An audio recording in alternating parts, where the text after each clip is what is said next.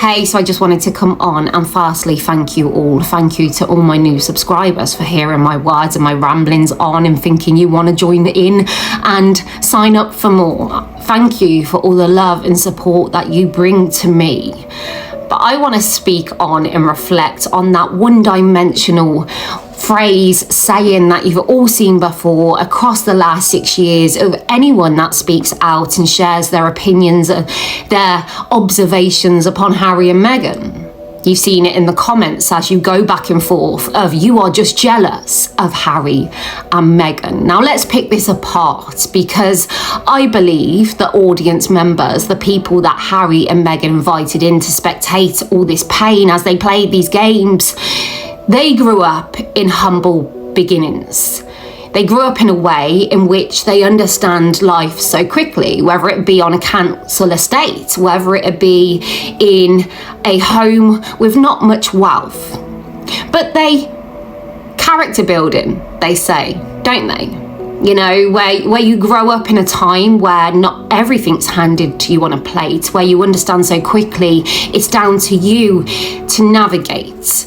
In these people growing up in these homes, in how they find humble in all around them, whether it be in their own home and the dangers and threat that they have to face, whether it be their mate next door, in how they look at them and thank their lucky stars that they don't live like them. All these learning moments of how they want to push past and be better and take understanding and empathy and sympathy from another, which helps them grow into be a better being than Harry and Meghan could ever be, from what we see them place out before we.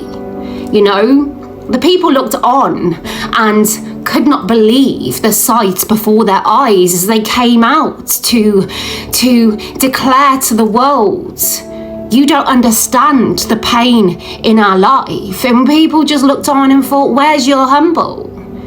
But of course, we get this one-dimensional response, which I naturally only expect for the people that look at Harry and Meghan and place them on this pedestal so high, so great, such grandeur, as they continue to destruct and cause so much pain. There's no layers. There's this you're jealous of her beauty, of her face. But I understand. Looks are a moment in time, and they're actually out of place, because you can't even see her.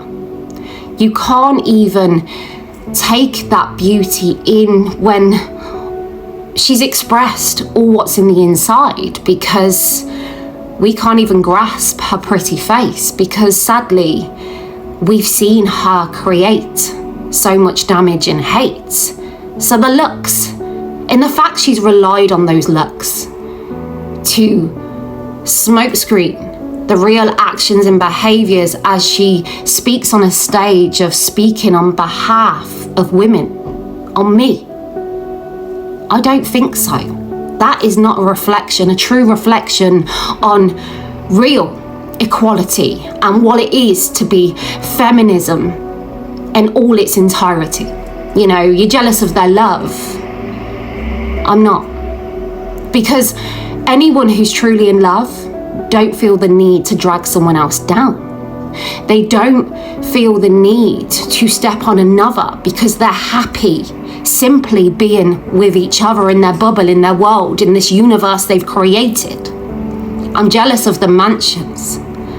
From my humble beginnings of being homeless twice before I was 16, but understanding in those moments that I was simply a lucky one because I was a child. I wasn't homeless on the streets, I was in a woman's refuge. I got that safety on behalf of being a young, vulnerable child. So many don't. They were young, vulnerable children, then they become adults, and before they know it, they're in a shop doorway. I look at them and I find humble that thank God I'm not them, but feel sadness and empathy for them. Harry and Meghan could not make being wealthy and rich look any more less desirable if they tried, because their audience members look in and think, if that's what it can do, to you, where you haven't got this ability, where you don't understand, where you won't listen in, where you won't take any accountability. And you know what? Those people that go through life and take accountability for their own actions, 9 times out of 10, it's because someone around them didn't take accountability for their actions they placed on them. They learn. Character building, like I say, humble beginnings. In jealous of Harry and Meghan is all they have to go to, even if they can see that Harry and Meghan and what they've done in what they've directed to a country, a nation, a king, a queen, family members, brothers. It's so extreme. Even if they know it, they can't acknowledge that. So we have this one-dimensional response of you're just jealous. This shallow approach, which only the people that align with Harry and Meghan in how they would retreat, in how they would go to that speech, you know. But I don't listen in to people like you, because I take my life experience, my humble beginnings in how that grew me. And the thing is, there are so many rich and wealthy. There are so many that started with humble beginnings. And my God, they could do a lot more, and they have done with their platform so grand. You look at David Beckham queuing up for the Queen, in how that diamond that he is now, in how it started in the rough. But he understood in that moment of where it began, in what his nan and granddad were, in how they would have liked to have been there in that queue, in how he stepped up to do it in respect to her, but them too. Those connections to family. Am I jealous of Harry and Meghan and their Montecito mansion? Will I be jealous on Christmas Day with this big home with no family around that table at home? No. You know, it's that simple.